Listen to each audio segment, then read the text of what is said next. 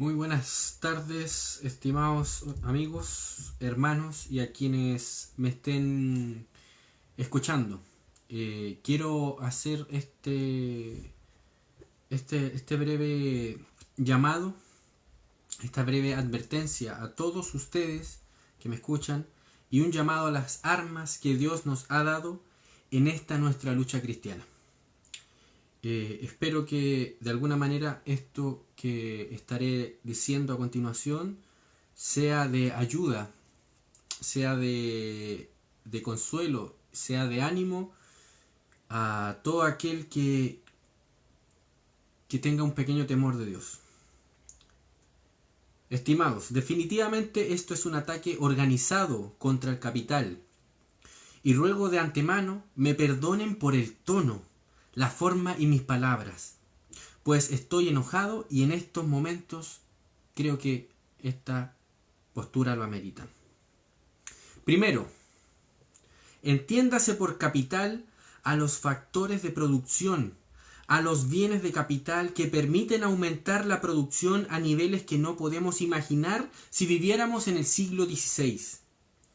Todo este vandalismo está dirigido y organizado contra el capitalismo, no contra el Estado. Aclaremos algo. Una cosa es que el Estado se aproveche del capitalismo, puesto que en este sistema de libre mercado se pueden extraer mayores rentas del pueblo al cual se domina. Y otra muy diferente es el capitalismo en sí. Segundo, el capitalismo es el que te ha permitido defecar sentado en un inodoro, teniendo a la mano un suave papel higiénico, mientras puedes ver Facebook o Instagram desde tu smartphone junto a una fuente de agua para lavarte las manos y no quedarte con el estiércol en ellas. Quizás el agua no limpie el estiércol que tengas en tu mente, pero sirve a su propósito higiénico. El capitalismo es el sistema que ha permitido multiplicar por no tenemos idea cuánto la demanda de trabajo, haciendo que todos puedan ser parte de la producción y de los frutos de los factores productivos, según el aporte personal que le demos cada uno. En el capitalismo, tú manifiestas tu descontento u opinión, ya sea por Facebook, ya sea por Twitter, ya sea por Instagram o por cualquier otro medio que te ofrece el mercado. En capitalismo, tú sufres porque estás en la friendzone. Sin el capitalismo estarías sufriendo de hambre y esclavitud, trabajando cada día solo para comer una vez al día, sin poder disfrutar de los beneficios que nos otorgan los bienes de capital en un mercado libre. En capitalismo, tú puedes destacar por alguna habilidad propia y ser retribuido según lo valore el mercado. Sin capitalismo, eres uno más que debe sobrevivir. En capitalismo, juegas al Call of Duty. Sin capitalismo, no hay PlayStation, ni tiempo para jugarlo. En capitalismo puedes estampar tu propio suéter con un logo o un eslogan estúpido que muestre lo que crees y defiendes. Sin capitalismo tienes que usar el suéter de tu hermano mayor porque no hay dinero para comprar uno nuevo. Y quizás ni haya uno nuevo a la venta. Recordemos, sin capitalismo no hay bienes de capital y por tanto la oferta de bienes es en extremo reducida.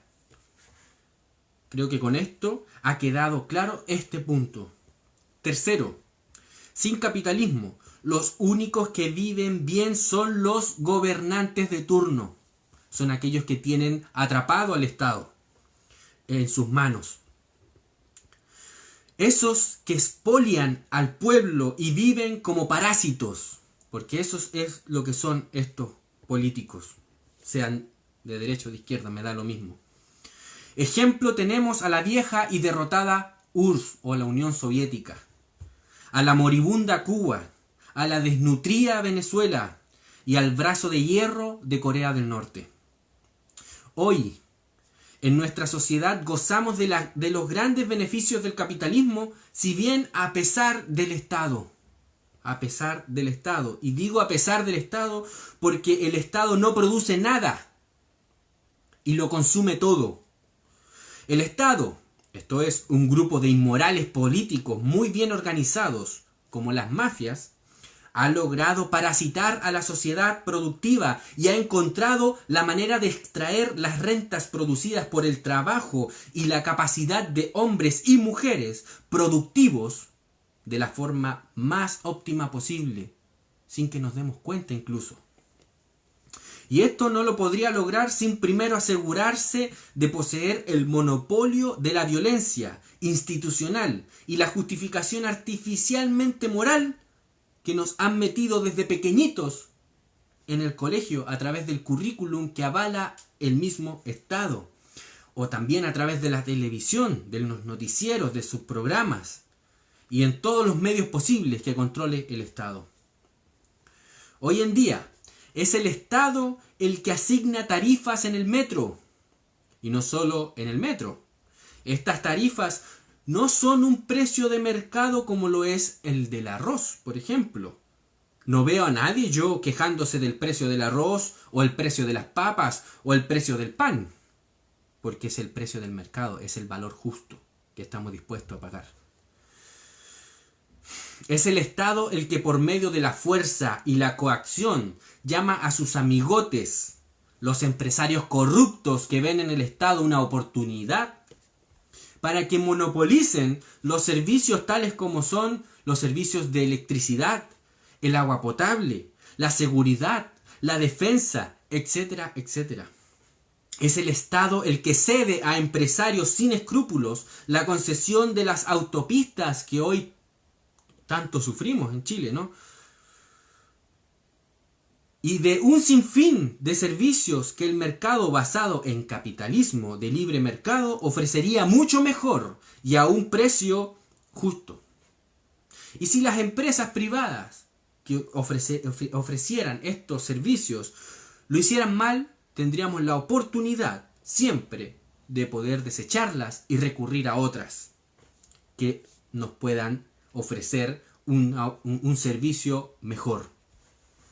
Todo esto bajo la verdadera democracia del libre mercado. Es el Estado el que nos obliga a cotizar en las AFP, y es el mismo Estado quien les da a estas la facultad por ley de no entregarnos todos nuestros ahorros cuando nosotros lo deseemos. Es el Estado el problema, no el capital. Pero usted se preguntará, ¿por qué los manifestantes destruyen el capital? ¿Por qué? Pues porque ellos saben muy bien que el Estado es por excelencia violencia institucional y sistemática. Y lo codician. Ellos codician el Estado. Es un instrumento de incalculable valor para dominar a todo un pueblo. De esta manera buscan que se destruya el capital y que el Estado controle todo lo que se produce de una forma científica. Como dicen los marxistas, ¿no? Esto no es nuevo. Esto ya se hizo hace un siglo atrás. Y los frutos de esas obras fueron guerras, destrucción, hambres, muertes y grandísimos genocidios. Este es el estúpido, pero no menos satánico, propósito de los que están destruyendo el capital en Chile, en mi país, en mi nación.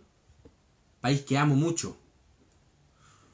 Cuarto, por favor, no caiga usted en las mentiras, en las estupideces de aquellos que dicen: no estamos de acuerdo con las quemas del metro, de buses, saqueos de locales comerciales, farmacias y supermercados, pero sí estamos de acuerdo con el fondo de todo esto. Todos esos manifestantes que dicen ser decentes, si realmente lo fueran, al primer momento en que esto se descontroló, hubieran dejado de manifestarse, se hubieran indignado y dejarían este absurdo.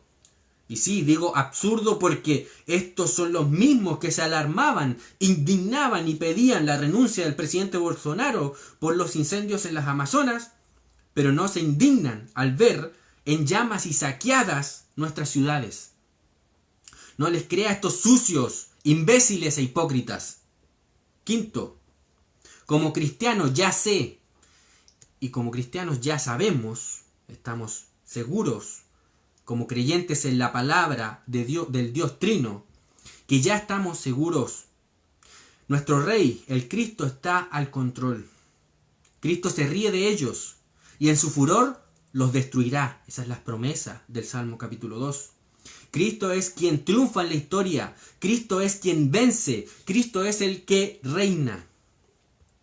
Sexto, se trata de la teología, estúpido. No se trata de derecha o de izquierda. Se trata sobre qué cimiento vamos a reconstruir nuestra nación. ¿Acaso reconstruiremos nuestra nación nuevamente sobre la arena de las pestilentes opiniones de los hombres sin Cristo, que por muy refinados que puedan parecer, son tan estúpidos como yo y tú sin Cristo? ¿O reconstruiremos nuestra nación sobre la roca que es Cristo nuestro Señor, obedeciendo su reinado, proclamando su ley y su pacto?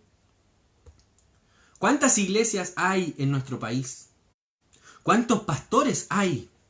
¿Cuántas familias comprometidas con Cristo y su reino? ¿Cuántos individuos cristianos comprometidos con el reino de Dios? ¿Acaso no hay ninguno? Arrepintámonos y pidamos ayuda a nuestro Redentor, a nuestro Salvador, para reconstruir nuestra nación bajo la bandera de Cristo. No bajo la bandera de otro, sino la de Cristo. Él es nuestro estandarte, Él es nuestra guía, nuestro Rey, nuestro Señor. No bajo la democracia blasfema, sino bajo la ley y gobierno de Dios. Ningún contrato social, sino el pacto y la ley de Dios. Ese es el dicho y la proclamación de cualquier cristiano que quiera ser fiel a Cristo y su palabra.